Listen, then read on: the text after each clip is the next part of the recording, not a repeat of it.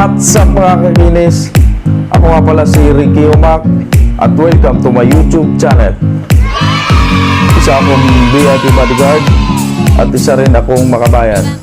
Ngayon ituturo ko sa inyo kung paano mag-assembly at disassembly ng caliber 45 1911. Sa Tagalog, paano magkalas at magkabit kung maglilinis ka ng baril mo. Bago yung umpisa ng video na to, huwag niyo kalimutang mag-subscribe, i-click ang notification bell para maging updated kayo sa mga bagong videos natin.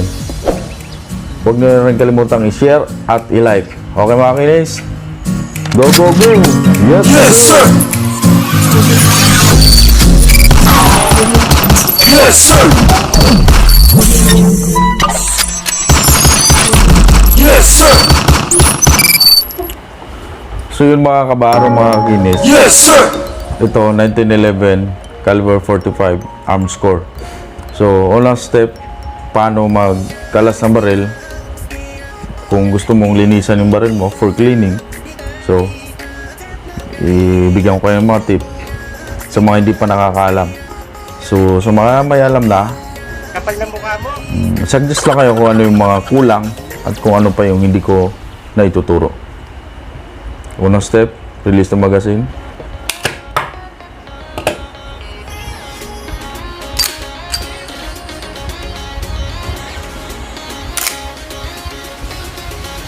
Tapos, nakita niyo yung guhit na yan, yung unang guhit.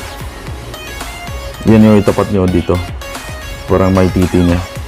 Yung guhit na to, yung kanal na yan, unang kanal, yung itapat niyo dito. Ayan, so pindutin nyo kung naitapat na. Pindot, yun lumabas, hila, hila, yun na, clear. Tapos ito, tanggal ang bushing, tanggal ang spring. So depende yan kung paano maggalas. So, yun mga kinis. So, yun, para sa akin, mas madali yun para sa akin. Ikot ng busing. Ikot mo lang siya ng pag ganon. Pakanan. Tapos, ilabas to. Yan. Yun. Depende yan sa bawat pagkalas. Meron din iba, inuuna yung busing. Pero para sa akin kasi, mas mabilis kung unahin ko yung dito sa may gitna. So, depende, nasa inyo na yan kung saan kayo mas preferable at kung saan kayo mas hindi nahihirapan. So, idea lang yan. Kaya nga, ikaw tips, alam kung magalingan tsamba mo, malakas. para may matutunan kayo. Okay? Sa mga hindi pa nakakaalam. Pero sa mga nakakaalam na, pwede rin kayo mag-suggest kung ano pa yung kulang at kung ano pa yung hindi ko nababanggit. So yan, next step, ito. Ayan, pasok mo yan. Tapos ito, kailangan yung kanal niya. Yun, kita niyo yun. Mapatong yun doon. Yan. Tapos, spring. Tapos ito, kita niyo yung butas na yan. Kailangan tatapat yan dito sa butas na to, kabilaan yan, tagusan yan, tapat. Yun ang pagpapasukan dito. Dito to yan.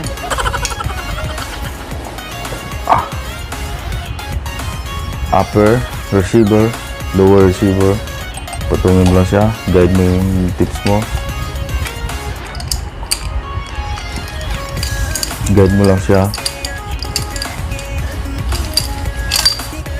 Tapos, kung tumapat na yung sinabi ko kaninang bilog, pwede na napasok to.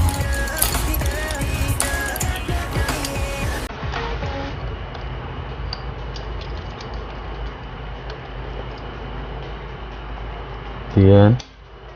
Pasok na. Tulak. Tulak. Sabay din. So, pumasok na siya. Tapos, sabay. Hila yun. Then, yung bushing.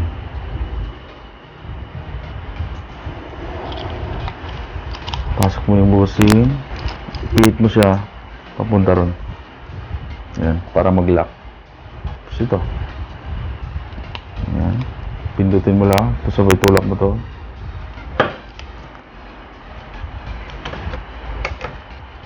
Tapos clear. Kasunod 3 beses.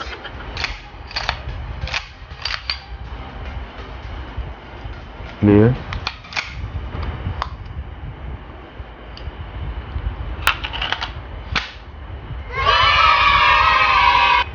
So, kailangan marunong ka mag assembly at disassembly at kung paano gumamit ng baril ng safety. So, ganun lang mga kinis. Mayroon nga tinatawag nila na cardinal rules of gun safety. So, kailangan maging safety yung baril mo. Okay mga kinis. So, yun lang. Oh, ayan, bakit? At maraming salamat. Kung mga kakinis, nakita nyo yung mga tips ko kung paano mag-assembly at disassembly ng caliber 45 1911. So sana po may natutunan kayo sa mga vlog ko. So maraming salamat po sa patuloy na pagsuporta sa aking YouTube channel. So nga pala mga kakinis, yung nagpa-shoutout tayo nung mga nakarang video natin, upgrade flower horn fish tank, yung nagdagdag tayo ng white sun, puting buhangin. So nagpa-shoutout tayo. So ito mga kakinis, yung mga nag-comment ng maganda at yung mga unang nag-comment. So shoutout natin si Rakito Panchi Vlog. Shoutout sir. Itong comment niya, parang totoo, underwater talaga. Nice loads. Thank you sir Rakito. At ito pa pangalawa, si LC Walkthrough. Shout out sa iyo ma'am. Ito ang comment niya, ganda ng vlog mo sir. Thank you ma'am. At ang pangatlo, shout out natin si Lifestyle Kuya Chito. Shout out sa iyo bro. Planning to have an aquarium. Salamat sa idea. Thank you bro. At i-shout out natin, ito guys, kabats ko to, malupit, bigatin, yayamanin. Kabats ko to nung nag-training kami ng PA. Tigasin. Napakalupit na ito. Kahit sa anong bagay. So, shout out sa iyo, Bok, Dennis, Rubeche. Itong comment mo, ang lupit talaga ng classmate ko. Salamat Bok at ingat tayo lagi. God bless. Shout out din natin si Dormy TV. Nice vlog, Pogi. Thank you ma'am. Maraming salamat po. At ito pa si Cheska Alayon. Shout out po sa iyo. Ang galing. Maraming salamat po. At si Arnel Tamposbok. Shout out sa iyo. Walang sawang pagsuporta sa aking YouTube channel. At maraming salamat po sa mga nanonood at nakikinig at patuloy na pagsuporta sa aking YouTube channel. At dito na lang po ako. At maraming salamat sa panonood. I love you all. Go, go, go! Yes, sir! Yes, sir!